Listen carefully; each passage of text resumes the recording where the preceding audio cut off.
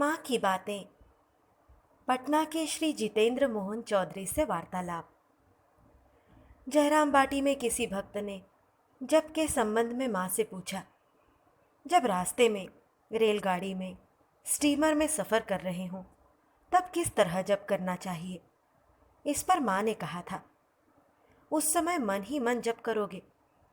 उन्होंने और भी कहा, बेटा देखोगे कि धीरे धीरे हाथ मुंह सब बंद हो जाएंगे। केवल मन ही में जप होगा, अंत में मन ही गुरु होगा। एक दिन बातचीत के बीच मठ के महाराज लोगों के संबंध में माँ ने कहा, जीवों की मुक्ति की चाबी इनके हाथ में है। वाराणसी में एक बार माँ के जन्मदिन पर स्वामी केशवानंद की माता अपने किसी स्वजन की मृत्यु की बात का स्मरण कर रोने लगी। इस पर माँ ने कहा, छी, आज क्या रोना चाहिए, आज तो आनंद का दिन है।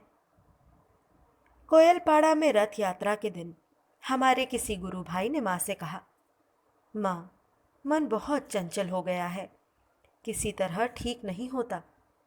उसके उत्तर में माँ ने कहा, जैसे आंधी बादलों को उड़ा ले जाती है, वैसे ही उनके नाम से विषय रूपी मेघ छट जाएंगे। इसी दिन माँ से मन की दुर्बलता के संबंध में निवेदन करने पर माँ ने उत्तर दिया, काम क्या एकदम से जाता है जी, शरीर रहने पर कुछ ना कुछ रहेगा ही।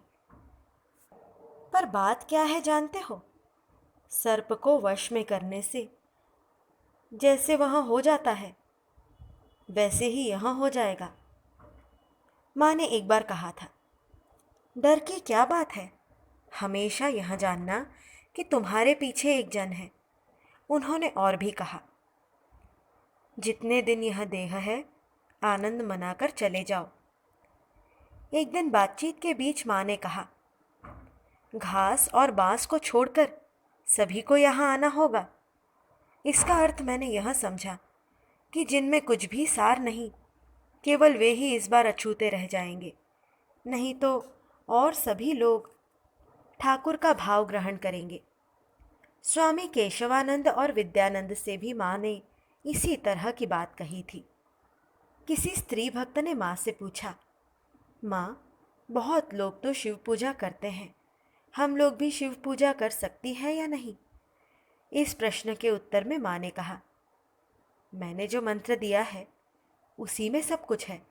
दुर्गा पूजा, काली पूजा सब उसी मंत्र से होगा। फिर भी किसी की इच्छा होने पर सीख कर पूजा कर सकती हैं।